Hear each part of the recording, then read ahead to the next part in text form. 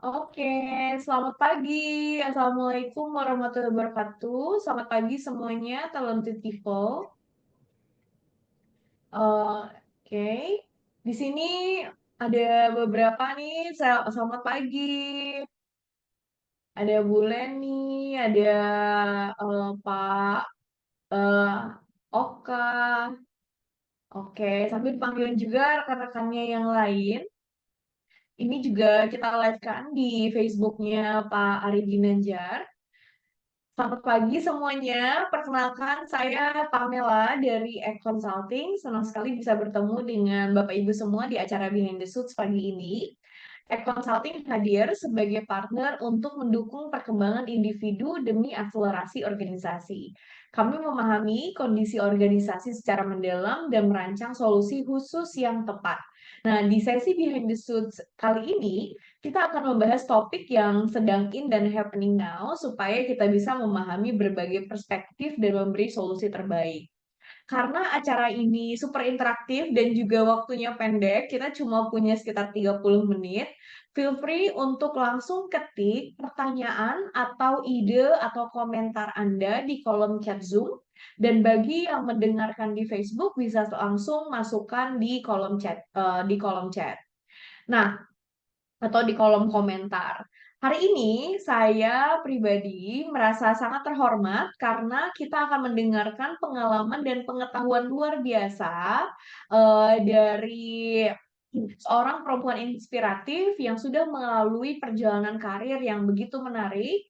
Beliau adalah seorang entrepreneur sekaligus business director di kido.id. Dan ini adalah sebuah platform edukasi inovatif yang berfokus pada pengembangan anak.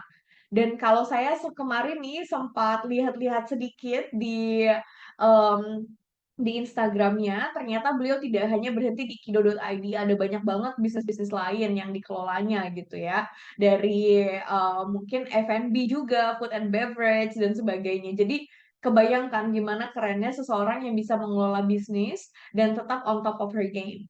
Jadi without further ado, please welcome di sini ada Mbak Rahmatika Dwi Susanti atau biasa dipanggil Mbak Rara ya Mbak ya.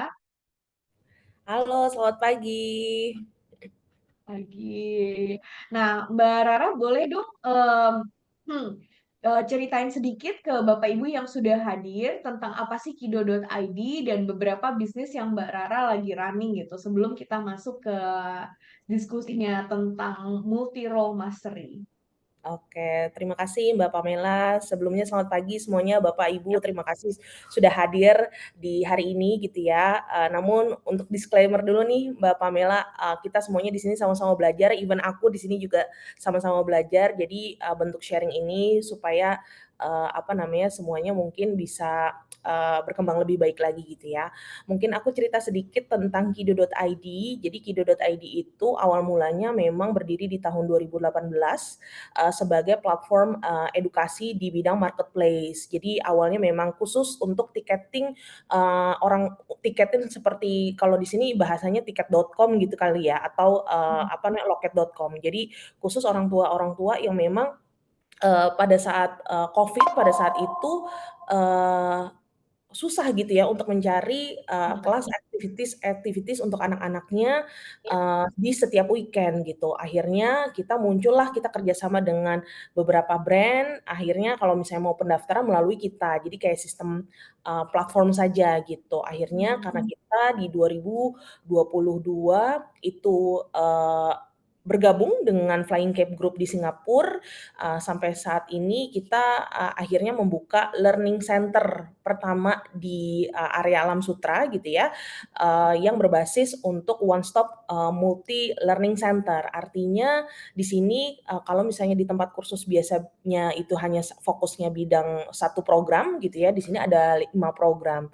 5 programnya itu, adalah Mandarin, bahasa Inggris, terus juga ada entrepreneurship, lalu juga ada Singaporean Math, dan juga ada Science. Jadi itu fokus karena kita merasa bahwa orang tua tuh kalau misalnya udah masukin anaknya les kan biasanya kan ke banyak tempat les ya bukan hanya satu. Nah di sini Iya. orang tua lebih dihematkan dari segi waktunya gitu ya nggak perlu ke banyak tempat gitu tapi dari one stop learning center aja mungkin jam 1 anaknya les bahasa Inggris jam 2 mungkin les sains misalnya seperti lebih efisiensi waktu. Jadi kurang lebih sih seperti itu. Nah, untuk yang bisnis lainnya, saya juga ada food, and beverage itu lebih di bidang apa ya, kalau bisa dibilang sih bebek bebek, bakar, tapi itu specialty-nya dari Bebek Surabaya. Itu juga join kolaborasi dengan teman sebenarnya dengan sahabat, jadi, still manageable untuk dilakukan dan ada beberapa seperti just tip ke apa namanya, just tip ke luar negeri aja sih. Sekarang ini yang sangat, Hmm. difokuskan gitu ya, yang lainnya mungkin pernah dilakukan cuma memang dari segi waktu dan kemampuan saya sadar diri bahwa, kayaknya, saya perlu ada beberapa bisnis yang saya lakukan untuk, lebih fokus seperti itu. Hmm, tapi itu needed banget nih ya kalau ngomongin tentang Kido.id. Saya punya balita gitu ya, yang Mhm, dimana memang tuh kayak pain point-nya adalah weekend nih apa ya nyari activity itu susah gitu kan. Dan betul iya, dan tadi saya dengar Kido.id berarti dia berpartner atau anak perusahaannya dari Flying Cape ya, dari Singapura ya Mbak Rara. betul betul, Flying Cape Group. Jadi memang kita base headquarter-nya itu dari Singapura. Oke, keren banget. Soalnya saya kenal sama Jamie di Oh, Singapura dulu, iya.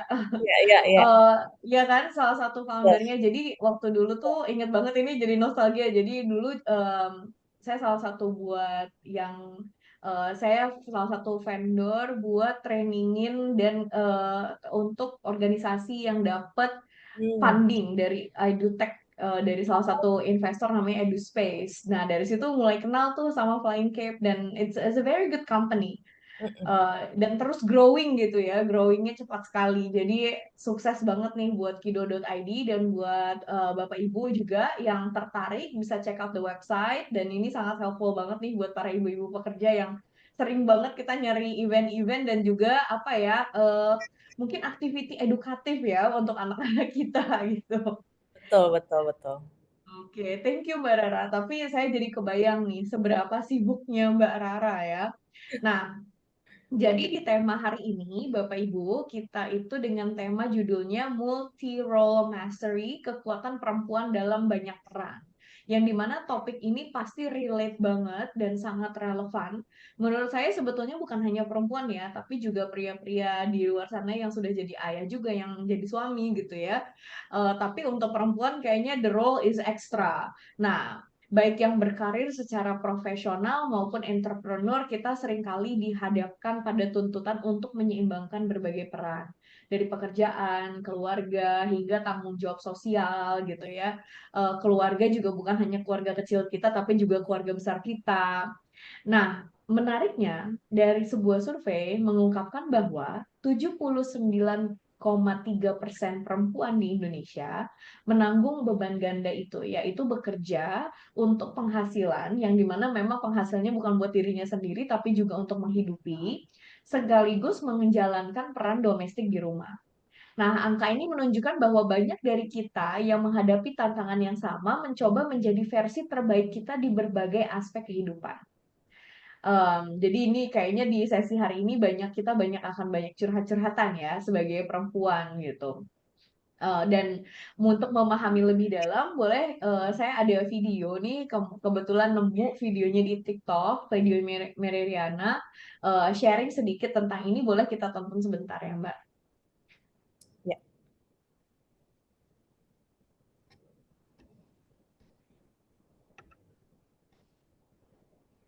Ibu rumah tangga, ibu bekerja. Ya, pilihan yang selalu menjadi dilema seorang wanita. Pilihan yang tidak mudah, karena keduanya sama baiknya. Yang satu bisa menambah penghasilan keluarga, yang satunya bisa full time mengurus dan mendidik anak di rumah. Yang satunya bisa menjadi bentuk aktualisasi diri. Yang satunya lagi adalah wujud dedikasi untuk anak dan suami. Namun ironisnya, apapun pilihannya, seringkali wanita merasa bersalah. Ibu rumah tangga merasa bersalah karena menyia-nyiakan talenta, bakat, dan juga ijazahnya. Ibu bekerja merasa bersalah karena meninggalkan anaknya di rumah. Berangkat kerja berlinang air mata. Lalu, harus bagaimanakah kita sebagai wanita? Hmm.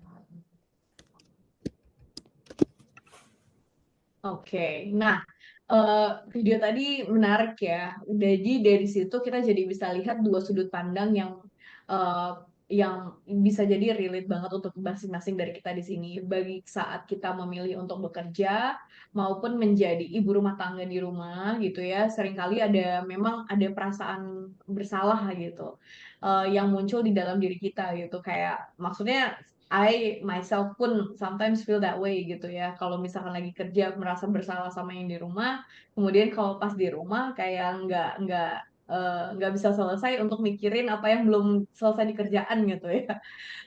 Jadi se jadi seolah-olah apapun pilihan yang kita ambil selalu kayak kita tuh ngerasa khawatir, kita kurang maksimal di satu sisi gitu ya. Kita jadi kayak banyak ngerasa gagal gitu, ataupun ini bukan hanya ibu-ibu yang sudah punya anak, tapi pun belum pun gitu ya. Kadang mungkin ada feeling guilty, mungkin nanti Mbak Rara bisa sharing juga sedikit feeling guilty bahwa kayak, oh apakah karena kesibukan saya, jadi saya belum terfokus ke sana dan saya belum dikasih nih, atau mungkin sebaliknya kalaupun saya dikasih tapi saya kok nggak maksimalin ini gitu ya. Nah, wajar banget karena memang di setiap pilihan ada plus minusnya. Nah, menurut kalau berdasarkan pengalaman yang Mbak Rara nih selama ini dan juga saya lihat kesuksesannya di profesional gitu ya, bagaimana tanggapan Mbak Rara? Pernah nggak sih ngerasa dilema-dilema kayak gitu, Mbak?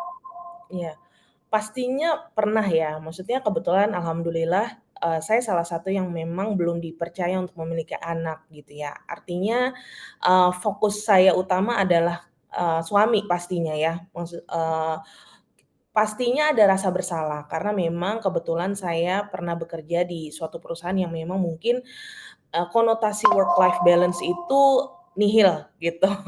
Jadi memang bisa bisa bekerja atau tadi yang Mbak Pamela sampaikan gitu ya, mungkin di rumah pun masih mikirin pekerjaan itu, saya pernah mengalami itu dan sebenarnya di Mhm, dalam lubuk hati dalam saya sebenarnya itu tidak sehat gitu ya. Cuma pada saat itu mungkin ada goal yang saya perlu capai, akhirnya yang saya lakukan adalah, mengkomunikasikan gitu, seberapa keberatan, suami saya ketika saya melakukan hal tertentu gitu. Nah, hal-hal yang menurut saya perasaan guilty tadi itu harus dikomunikasikan sehingga mungkin bisa mencari win-win solution-nya gitu ya, yang terbaik kira-kira dari suami ekspektasinya kepada saya itu seperti apa, begitupun saya juga, sedikit ada kata menuntut gitu ya. Kalau perempuan kan kesannya, pinginnya dimengerti gitu, tapi, kata menuntut itu lebih, seperti, ketika saya dalam kondisi tertentu, saya pingin,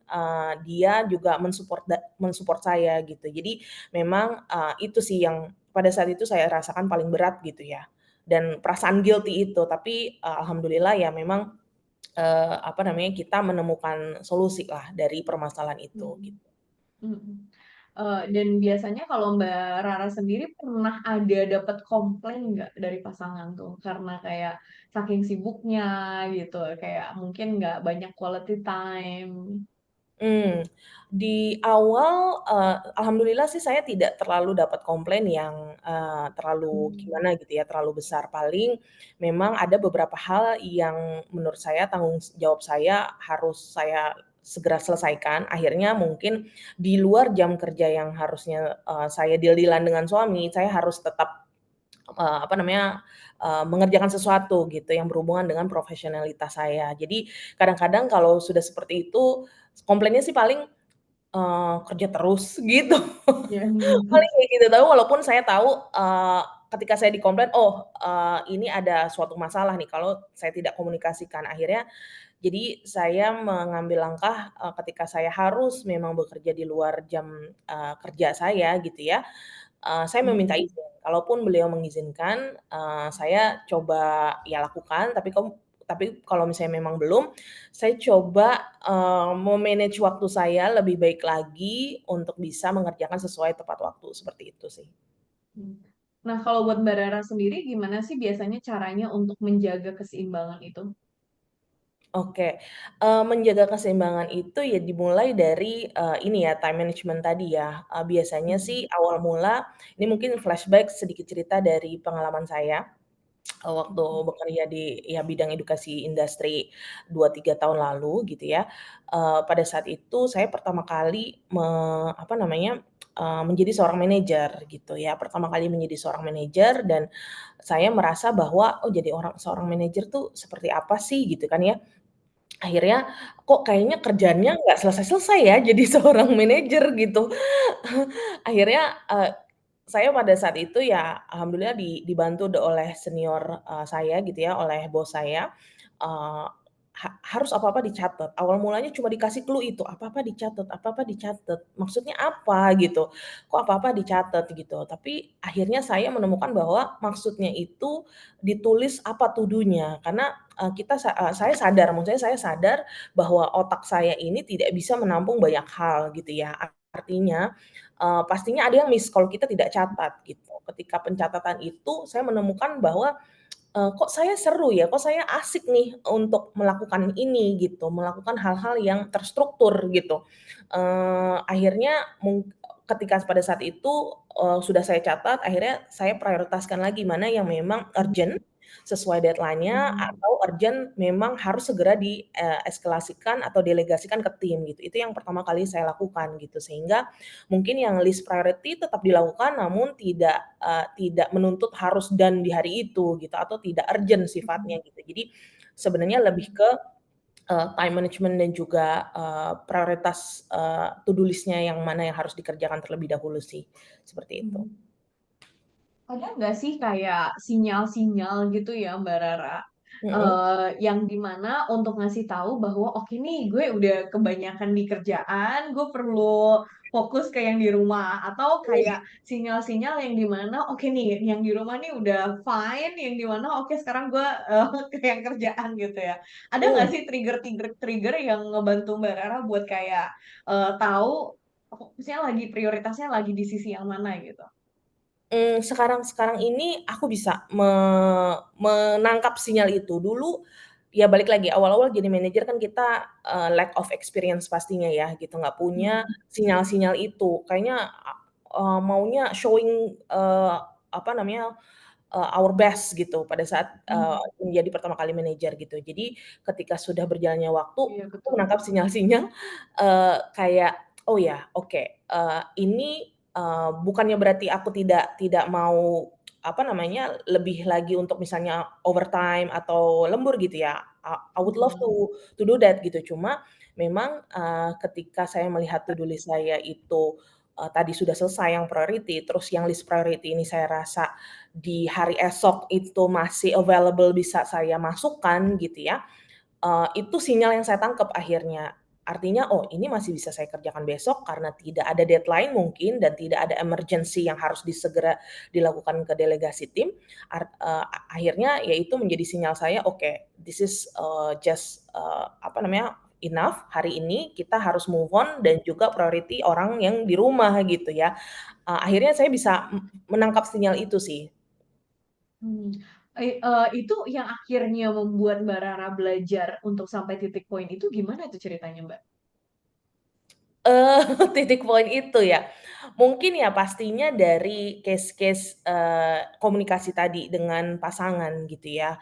Artinya ada, mungkin selama beberapa tahun ke belakang ada hal-hal yang menurut saya tidak pernah punya kesempatan untuk melakukan itu bareng suami pada saat itu. Nah, ketika saya memiliki jam kerja mungkin yang lebih fleksibel saat ini, mmm, artinya, saya bisa melakukan banyak hal. Nah, saya tahu mana yang saya harus prioritas gitu ya, di samping kerjaan harus selesai dan juga, rumah tangga juga harus selesai juga gitu. Jadi saya lebih mengatur banyak waktu untuk bisa melakukan apa yang sebelumnya saya nggak pernah lakukan kepada ya suami saya gitu ya. Mungkin misalnya seperti liburan bareng, seperti bahkan dulu pun untuk ibarat kalau suami istri itu kan perlu yang namanya pillow talk gitu ya. Dulu Iya. tuh mungkin saya selama 4 tahun, 4,5 tahun, 5 tahun, saya nggak pernah melakukan itu, gitu. Dan Mmm. saya banyak miss moment yang memang, tidak pernah dilakukan gitu ya, bersama-sama. Akhirnya ya ke sini saya ubah caranya, saya, perbaiki karena saya sadar bahwa, eee pekerjaan itu memang tidak selamanya gitu ya dan, saya tidak pernah maksudnya bukan berarti saya nggak into my job gitu ya, tapi saya, percaya Iya. bahwa pekerjaan itu bukan family kita adalah orang-orang yang di rumah kita, yang akan menemani kita sampai akhir hayat gitu, bahkan pekerjaan kita aja nggak menemani kita sampai akhir hayat gitu ya, kita pun moving on Mhm. dengan another company gitu. Jadi akhirnya itu yang menyadarkan saya bahwa, saya harus prioritas orang-orang yang di rumah juga gitu, membagi sekian waktu saya gitu ya, yang mungkin bisa lebih banyak kepada, rumah tangga saya Mmm. gitu. Mhm mhm. Menarik banget nih, izin saya mau ngasih lihat kayak hasil talent DNA-nya Mbak Rara ya. Jadi Boleh boleh. kayak di dalam prosesnya, saya ngedenger banyak talenta-talenta Mbak Rara yang muncul sebetulnya di dalam proses itu. Jadi kalau di kami nih, di Egg Consulting dan Talent DNA, kita percaya bahwa, kesuksesan kita itu dalam tadi ya, menyeimbangkan peran gitu, terjadi ketika kita itu, bisa kenal diri kita. Dan menarik banget kalau di sini Mbak Rara, you cannot help untuk mau memberikan yang terbaik karena you're a goal getter, semuanya tuh harus ada checklist-nya, to do list-nya. Jadi makanya pas atasan bilang kayak dicatat, itu tuh udah naturally, "Oh iya ya, kok enjoy ya?" Tadi kan ngomongnya gitu ya. Betul betul. Ternyata dan kemudian nomor 3 tuh accountable. Jadi kadang-kadang tuh mungkin ada kecenderungan bahwa, waduh kalau kalau tes ini belum selesai, itu tuh jadi pikiran gitu. Betul, betul banget. Dan itu tuh kayak, apa ya, yang mendorong diri kita untuk bisa memenuhi amanah, tapi kan kalau di kantor gampang ya, karena to do list-nya kan kecatet. Nah, Betul. tapi kalau untuk yang di rumah itu nggak ada to do list-nya gitu loh. Iya nggak Ke sih, Mbak? Yang mungkin kebetulan bisa jadi seringkali ke-skip gitu maksud aku. Makanya tadi tuh aku nanya, biasanya kalau Mbak Rara tuh trigger-nya dari mana gitu? Pasti udah ada sesuatu yang membuat, "Oh ya ini penting nih buat gue nih," gitu. Apa sih waktu itu, Mbak? Boleh cerita sedikit? oh, oke. Kalau di pekerjaan rumah kebetulan aku cukup yang juga terstruktur gitu ya, artinya aku Oh, juga iya iya, catat karena ada structure di sini. Jadi orang orang structure kan orangnya runut gitu ya. Jadi Mbak tuh seneng sesuatu yang runut. betul betul. Jadi aku udah ngeliat nih, kayaknya contoh ya, misalnya ibu-ibu nih ya, kayak di dapur. Oh oke, selama kita berumah tangga pasti kan ya kita, ada hal-hal yang mungkin kita, naruhnya ya udah yang penting di situ gitu ya, kapan pun Mhm kita mau mhm. masak, ya gampang ambilnya gitu ya. Tapi di satu sisi, deep down karena ya tadi mungkin salah satunya aku mengenal diriku melalui talent DNA ini ada structure, aku tahu itu salah gitu. Jadi aku oke, one day kayak kayak, pada saat ini aku kan memang sedang ambil cuti itu untuk mengistirahatkan diriku di dalam pekerjaan kantor, akhirnya aku bikin to do list untuk apa yang aku harus lakukan untuk Mhm. membenahi rumah ini gitu ya. Maksudnya ya tadi Mhm. membersihkan, mungkin menata dapur gitu ya, atau sesimpel misalnya, menata pakaian di apa namanya, di lemari kayak gitu yang mungkin setiap harinya aku hanya ngambilnya ya asal-asalan gitu, tetap rapih cuma, tidak terstruktur aja, tidak tidak rapih secara terorganize gitu ya. Nah itu hal-hal yang kayak gitu mungkin sinyal-sinyal yang aku tangkap bahwa kayaknya ini aku harus beres gitu. Mungkin karena setelah Mmm. ikut talent DNA ini aku sadar bahwa ada hal-hal, keputusan-keputusanku itu berdasarkan intuisiku gitu dan ketika Karena intuitif ya. Jadi kayak orang-orang intuitif, apalagi kalau Mbak Rara tuh sama logical juga. Jadi Mbak Rara tuh cepat nangkep, kayak, "Oh ini ada masalah nih," gitu kan. "Wah betul ini harus betul. dibenahin nih, cara gue begini, begitu," gitu ya. Betul betul. Jadi, ya itu, aku sangat terbantu dengan talent DNA ini ya, karena aku jadi tahu, oh oke, ketika ada case tertentu intuisi aku tuh kayak merasa kayak this is not right, ini harus dibetulkan gitu ya, harus dibenarkan, harus diperbaiki, jadinya mungkin di situ combine-nya dengan logical gitu ya. Nggak bisa nih lama-lama Mhm. kalau case-nya seperti ini, kalau lama-lama nanti jadinya malah makin, besar gitu Mhm. masalahnya, makanya aku harus selesaikan segera. Nah, itu goal Mmm. getter aku tuh. Jadi hal-hal kayak gitu yang sangat membantu aku sih, bukan berarti, mungkin talent DNA lain nggak punya seperti ini bukan berarti nggak bisa gitu. Mungkin, saat Mhm. ini Tapi hal nggak instinktif aja, nggak betul natural. betul Betul, ini lebih ke natural aja sih karena alhamdulillah punya intuisi itu. Jadi ketika ya contohnya kayak suami kerja terus nih gitu, aku udah tahu tuh sinyalnya tuh bisa kayak, 2 kali, 3 kali bisa ngelihat ke jangka panjangnya nih, kayak Hmm. akan kayak gini nih gitu, lebih ke situ sih. Wow, jadi pinter banget sebetulnya nih Mbak Rara nih ya. Dan Bapak Ibu kalau di kita nggak ada sesi Q&A karena waktu kita pendek. Jadi kalau Bapak Ibu ada pertanyaan atau komentar atau mungkin yang ingin belum tahu tentang talon DNA ataupun udah tahu bisa ketik di kolom chat dan kemudian kita akan bahas langsung. Dan di sini mungkin sekilas nih talon DNA itu adalah sebuah tools, live tools kita nyebutnya. Jadi bukan hanya relevan di kantor tapi juga relevan di rumah gitu ya, di segala aspek kehidupan kita, bagaimana kita jadi tahu apa pola suksesnya kita, apa kecenderungan kita, yaitu ada di top talent di sini.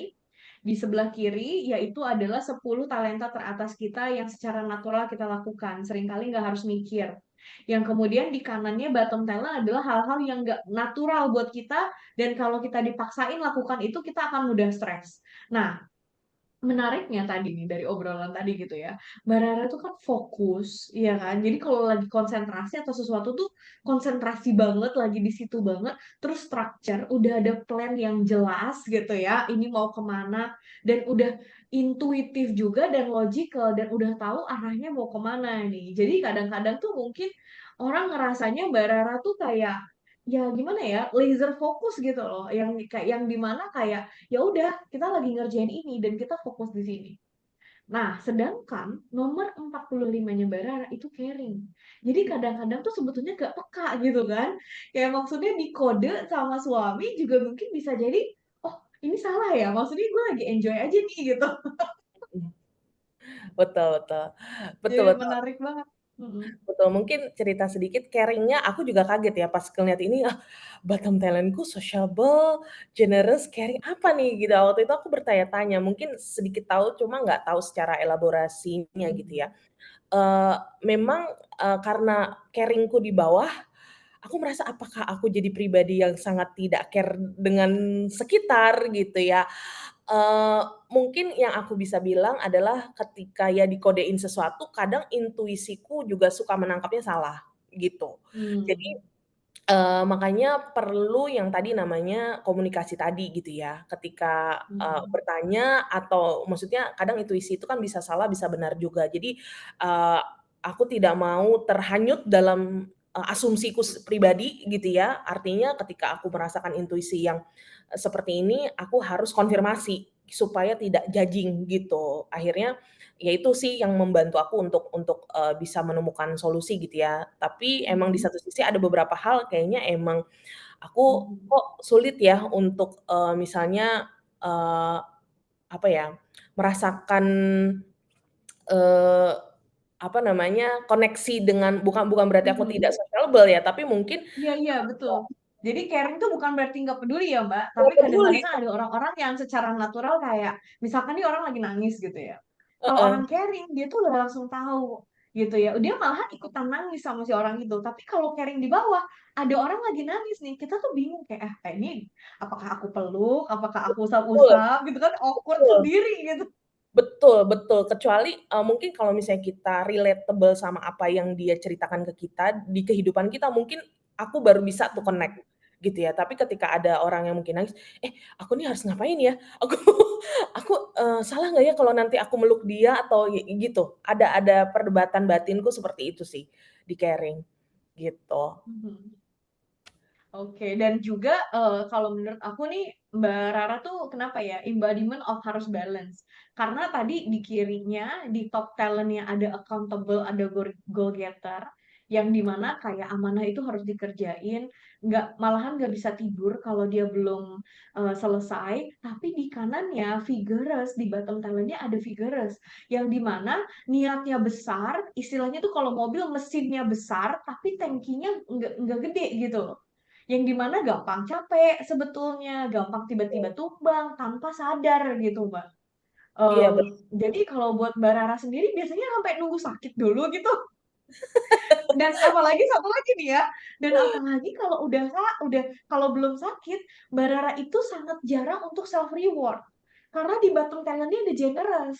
Malahan sukanya oke nih kita atur apa yang ada gitu kan, memaksimalkan resource dengan resourceful, jago banget tuh di dalam kondisi-kondisi genting dan keterbatasan Mbak Rara bisa manage. Jadi untuk kayak self reward gitu ya. Oh, saya kayaknya gue hari ini not feeling good, gue check out sesuatu deh dari Shopee kayak gitu. Kayak Mbak Rara tuh mikir 2 kali gitu ya. Kayak malahan justru lebih gampang buat beliin buat orang lain dibanding beli buat diri sendiri. Nah, aku tuh mau tanya nih Mbak, jadinya imbang ini gimana tuh? Ketika itu kerja, apakah nunggu sampai sakit gitu ya? Untuk kita tahu, oke stop dulu.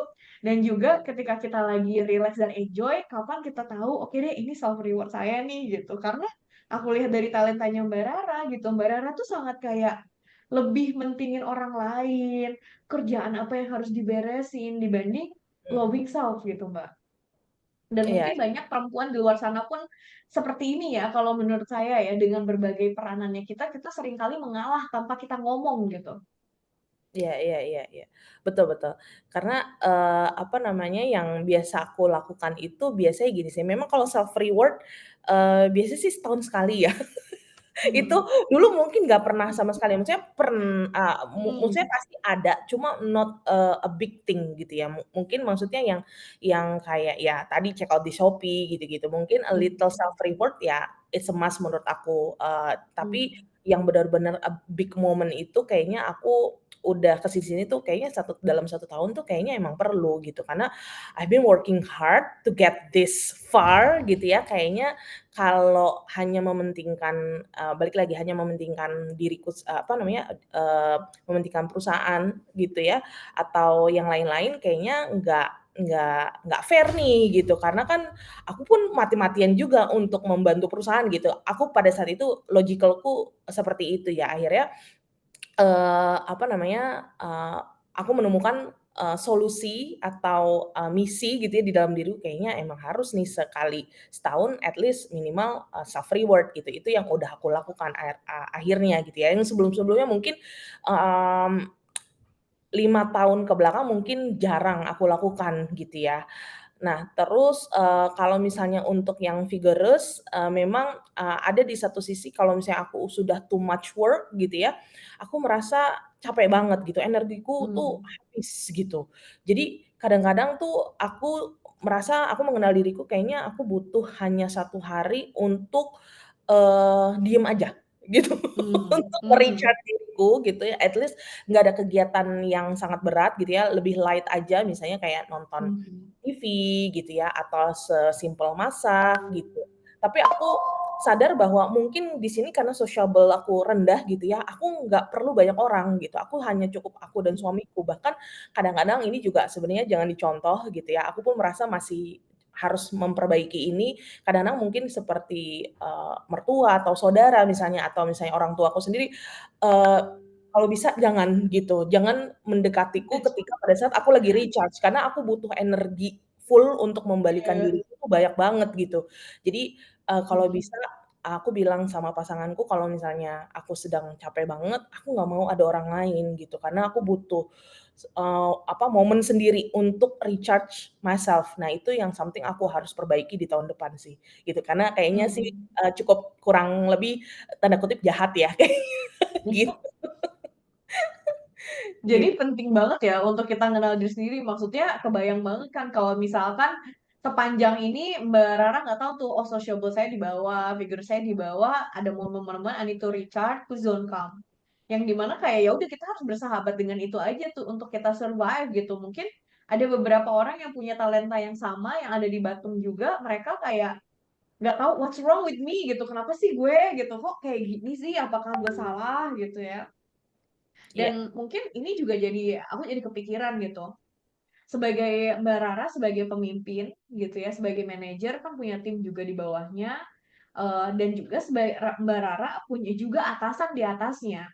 Yang di mana, Mhm. kebayang nggak sih ketika, seberapa menurut Mbak Rara penting untuk mereka tahu ini? Tahu talentanya Mbak Rara gitu, dan bagaimana itu mempengaruhi mungkin keseimbangan di dalam pekerjaan tadi, Mbak? Iya, menurutku, Untuk atasan, yang pertama mungkin atasan dulu ya, karena pasti dia mengekspektasi kita lebih gitu ya, dan ini harus kita komunikasikan bahwa kita nih tipe orang yang seperti ini gitu. Jadi kalau misalnya memang ada hal-hal contoh misalnya, eee, to vokal gitu ya, dia tahu, kenapa, behind the story-nya kita vokal gitu, karena memang kita mempunyai talent DNA seperti ini. Jadi menurut aku sih penting gitu ya. Tapi kalau misalnya untuk, apa namanya, the team, menurut aku, ini personal pribadiku ya, menurutku penting tapi tidak identifikasikan, secara, "Oh logical, goal getter, accountable." Aku takut ini menjadi senjata buat mereka, "Oh iya kalau aku dipanggilnya Bu Rara mungkin ya, "Oh ya Bu Rara mah, begini soalnya," gitu. Aku takut terkesan negatif gitu ya. Mungkin, aku tahu maksudnya, pastinya penting buat mereka tahu, cuma secara detailnya mungkin tidak, karena kita juga pasti ada hal-hal yang tidak bisa secara transparansi itu nggak bisa dilakukan kepada bawahan kita gitu ya, karena itu juga, bisa menimbulkan, bumerang gitu kepada kita suatu hari nanti sih. Jadi, sebenarnya talent DNA ini menurutku sih penting untuk tim sendiri gitu ya, untuk, atasan sendiri tahu juga, menurutku itu penting. Iya. Jadi, mungkin yang perlu ditekankan juga bukan hanya si talentanya ya, tapi si atasan juga perlu paham gimana cara bacanya gitu. Justru malahan kayak misalkan aku jadi atasannya Mbak Rara, aku nggak perlu push Mbak Rara. Because Betul I know betul you will push yourself anyway. Yang justru aku akan ingetin Mbak Rara adalah untuk istirahat gitu. Karena itu sesuatu yang kayak Mbak Rara kadang lupa gitu kan. Karena saking asiknya ngerjain dan perlu balance itu gitu. Jadi betul. justru kayaknya yes untuk tim jadi bisa lebih paham kenapa sih kok leader gue kayak pushy banget deh gitu, atau mungkin kayak kenapa sih dia gitu ya, apa sih yang mendorong dia untuk kayak gini. Nah tapi untuk sebagai atasannya Mbak Rara, em, kayaknya si leader ini malahan harusnya lebih mengingatkan untuk kayak okay you can take a break kayak gitu ya, or what do you feel that is most important to you right now, apa sih yang lagi diprioritasin gitu. Kayaknya malahan itu approaching leadership yang lebih oke gitu ya Mbak ya, ini Betul dimana bisa membantu ya. Mm-mm. betul betul. Mungkin itu, my dream my dream boss juga ya. Gitu. Iya. Karena memang kalau di talent DNA kita percaya bahwa key of leadership adalah ketika dia bisa mempersonalisasi sesuai dengan kebutuhan pengembangan individu gitu. Kita nggak bisa pakai satu ukuran untuk semua. Karena Betul memang untuk mengembangkan orang lain kan orang punya kecenderungan talenta beda-beda gitu ya Mbak ya. betul Dan betul ya, dan ini dimana sebetulnya bisa ngebantu si para leaders itu, dan nggak semua leaders itu punya insting seperti itu juga gitu. betul betul. Nah, kalau boleh izin Mbak, saya mau tunjukin sedikit. Sebetulnya kami punya solusi namanya AI Talent Management. Ini untuk Bapak Ibu yang hadir gitu ya. Yang dimana kita membantu dari proses talent acquisition. Boleh ini Acel di next slide? Ada talent acquisition di mana kita bisa melihat talenta itu secara lebih jelas. Kemudian kita bantu mereka untuk terdevelop, boosting talent performance. Dan yang terakhir adalah bagaimana kita bisa retain talent-talent itu di dalam culture yang sehat gitu ya, dalam ekosistem yang sehat. Dan semua proses ini dibantu dengan AI, yaitu AI untuk mempermudah dan membuat prosesnya menjadi lebih efektif dan akurat. Nah, izin ini tadi dengan talent DNA kita bisa menggali apa talenta masing-masing individu. Dan itu sudah dibantu dengan tadi AI yang dimana kita bekerja sama dengan Lintas Arta dan disupport oleh NVIDIA GPU AI-nya. Jadi dipastikan keandalan dan keamanannya, yang dimana kita bantu untuk kita bisa menemukan orang yang tepat di tempat yang tepat, dan bagaimana kita bisa mendevelop orang itu secara lebih presisi. Selayaknya seperti tadi Mbak Rara gitu ya, kita jadi lebih tahu kalau misalkan Mbak Rara adalah atasan saya tahu apa sih yang trigger, kenapa sih kok so pushy gitu ya atas job-job ini yang mungkin masih ada di kepalanya beliau. Tapi kalau misalkan Mbak Rara adalah tim saya dengan AI Talent Management, kita jadi tahu bagaimana talenta Mbak Rara ini mempengaruhi pekerjaan dan apa development yang harus saya lakukan gitu. Bukan malahan mempush further because otherwise you will get disengaged. Malahan Mbak Rara bisa jadi tambah disengage gitu kerjanya ketika saya malahan keep pushing gitu ya. Keep pushing and not understanding. Seperti itu sih. Boleh kita lihat tutorialnya sebentar ya Mbak ya, 3 menit aja. Boleh. Thank you. Silahkan aja. Imagine this, a talent management strategy that just doesn't fill positions, but really accelerate the growth of your organization by finding the best talent for the right roles, real time with accuracy and with no limits. So let me introduce you AI Talent Management. Welcome to AI Talent Finder, part of AI Talent Management to help you find the best talent and put them in the right place. Let's show you how easy it is to find the perfect fit for your team. First, import your employee data with just one click. No hassle, no fuss, your data is ready to work for you. Next, request LiveTools Talent DNA to be sent to employees who have not filled it out. This is where the magic happens to uncover your team's hidden strengths. Each team member will receive their assessment link via email. They can complete it at their convenience. Now let's set up the job role. Simply pick the skills and competency you need, tailor it to match your exact requirements, quick and easy.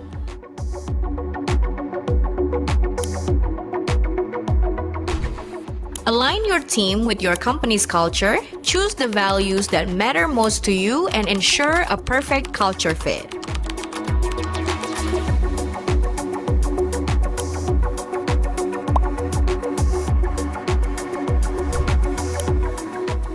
Now, let's start finding your ideal candidates. Here's how AI Talent Finder makes it effortless.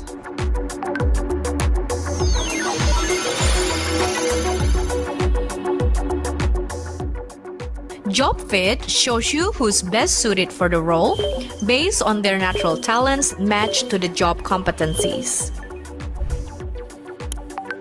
Culture Fit ensures your new hires will thrive in your company's environment by aligning their talents to your core values.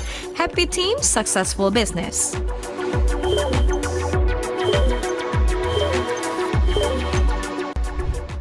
Looking for specific talents? Find by Talent DNA pinpoints exactly what you need.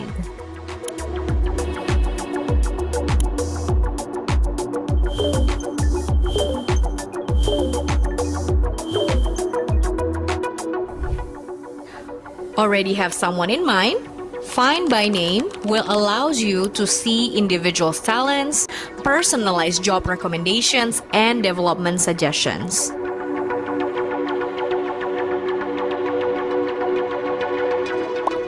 Get a big picture view with Organization Insights.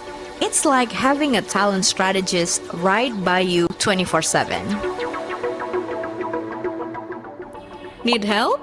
Adinda, Assistant Digital Talent DNA, is here to answer any questions anytime. So, what are you waiting for? You're not just hiring, you're building the future of your company now. Start today.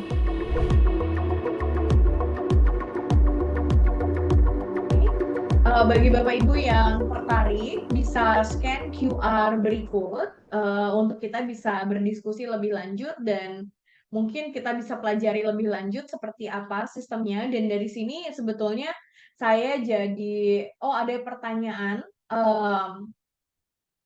Ada pertanyaan di sini, di mana dari Zahra, aku tertarik banget sama perjalanan Mbak Rara, di mana pasti ada tantangan besar yang Mbak hadapi dalam perjalanan ini. Adakah bisa diceritakan nggak satu tantangan terbesar dan gimana ngatasinnya Mbak Rara? Ya, aku keinget waktu aku pertama kali jadi manajer gitu ya, aku merasa bahwa, aku lack of experience, aku nggak tahu caranya membantu tim gitu. Dan aku belum mengenal yang namanya, ternyata approaching a person itu should comes with different approach gitu ya. Jadi awal mulanya, aku merasa ini aku mau jadi manajer yang seperti apa gitu. Apakah aku hanya mau title-nya aja dalam tanda kutip atau aku bermanfaat untuk timku gitu. Akhirnya dengan yang tadi aku rasakan seperti itu gitu ya, aku merasa ada hal-hal di perusahaan tersebut yang mungkin aku nggak tahu cara flow-nya tuh kayak gimana gitu. Akhirnya yang aku lakukan adalah aku mendalami atau menyelam langsung nyebur gitu ya, tanpa mungkin nggak diarahin gitu. Karena aku merasa bahwa, kayaknya when we become a manager, kita harus initiatively untuk do the actions gitu. Akhirnya aku menyelami beberapa flow-flow yang mungkin aku rasa tuh kayaknya, pada saat itu berat banget. Karena yang tadi Mbak Pamela bilang ya, mungkin aku bisa sampai subuh gitu atau sampai malam bener-bener bekerja fokus banget gitu. Karena memang for the sake aku pengen membantu tim gitu. Akhirnya, dengan hal seperti itu aku merasa perubahannya adalah aku bisa membantu timku lebih baik gitu ya, dan juga, akhirnya, aku lakukan adalah meeting one on one gitu, untuk mengenal timku lebih baik, sehingga approach-nya tadi juga ter-create gitu. Kalau orang yang, seperti ini kayaknya butuh di-motivate-nya dengan cara yang A, kalau orang yang B mungkin motivasinya dengan cara yang B, gitu sih. Jadi akhirnya itu men-generate, intuisi-intuisi itu tadi ya, untuk bisa membantu support tim lebih lebih baik sih, seperti itu. Jadi kuncinya sih lebih, eee, lead lead menjadi contoh lah, sebagai leader gitu sih. Mhm. Dan, di sini sebagai penutup gitu ya, kalau buat saya Mbak Rara itu, eee, inspiratif banget karena nggak hanya paham talenta Mbak, tapi juga bisa memanfaatkannya untuk menciptakan dampak yang banyak, baik di kerjaan maupun di pribadi gitu ya. Dan ini jadi pengingat kita semua, bahwa kita bisa bekerja sesuai dengan talenta yang kita miliki, nggak hanya jadi lebih produktif, tapi juga bisa lebih puas dan bermakna di setiap peran. Nah, mungkin sebelum kita tutup nih Mbak Rara, ada nggak sih tips and trick untuk para perempuan-perempuan profesional di luar sana? Seberapa penting kalau untuk Mbak Rara, untuk mereka betul-betul pahamin dirinya sendiri dan bagaimana peranannya untuk kita bisa menyeimbangkan berbagai role-nya kita gitu, Mbak. Iya. Kalau menurutku jangan pernah takut untuk mencoba hal-hal yang baru gitu ya, kenali diri kita lebih lanjut karena aku juga pernah dikasih tahu, bosku gitu ya, pada saat awal-awal aku menjadi manajer, "Be 1% better every day," gitu. 1% itu kan mungkin sedikit ya, tapi, maknanya tuh besar banget. 1% itu berarti ada improvement. Nah, dengan mungkin bagi orang-orang yang nggak tahu, dirinya apa mungkin sulit gitu, maksudnya, sifat-sifat di dirinya itu mungkin sulit untuk, 1% better aku hari ini apa ya gitu. Mungkin akan di beberapa orang sulit. Nah, dengan talent DNA ini menurutku sih dapat membantu kita lebih baik lagi dalam hal untuk menentukan, decision-decision yang kita lakukan terhadap tim, terhadap perusahaan, atau terhadap diri kita pribadi gitu. Bahkan kalau menurutku pribadi ini juga bisa jadi salah satu resolusi yang kita bisa lakukan gitu ya, setiap tahunnya untuk memperbarui diri kita, yang baik yang kita di mana, itu yang di-improve, yang sudah bagus mungkin kita kita pertahankan atau kita bahkan ada beberapa yang mungkin kita imbangi lagi dengan hal-hal, sesuai dengan kondisi kita gitu ya, paling itu yang bisa saya sampaikan. Oh, terima kasih banyak nih Mbak Rara atas waktunya dan obrolan serunya hari ini. Bisa ditutup QR-nya please. Nah, thank you. Nah, banyak banget ilmu tadi yang kita udah terima gitu ya dari Mbak Rara. Dan karena waktu kita pendek, sedih banget nih obrolan kita harus diakhirin. Nah, tapi semoga kita bisa ketemu lagi di kesempatan lainnya ya Mbak ya. Terima kasih banyak dan jangan bosan buat diundang lagi sama kita di sesi-sesi webinar ya Mbak. Iya, oke oke Mbak Pamela. Terima kasih juga ya untuk Mbak Pamela dan tim dan, ACT Consulting sudah, mengundang saya gitu ya. Iya, terima kasih banyak Mbak dan sukses ya Mbak di Iya, semua peran sisi kehidupan. thank you Mbak Pamela, thank you. Thank you dan terima kasih Bapak Ibu yang sudah hadir baik di Zoom maupun di Facebook. Terima kasih dan sampai jumpa di sesi Behind the Suit berikutnya di minggu depan sama jam 7 atau di Jumat pagi. dengan tamu lainnya yang juga sama kerennya seperti Mbak Rara. Terima kasih. Terima kasih, selamat pagi. Assalamualaikum warahmatullahi Pagi. wabarakatuh. Assalamualaikum.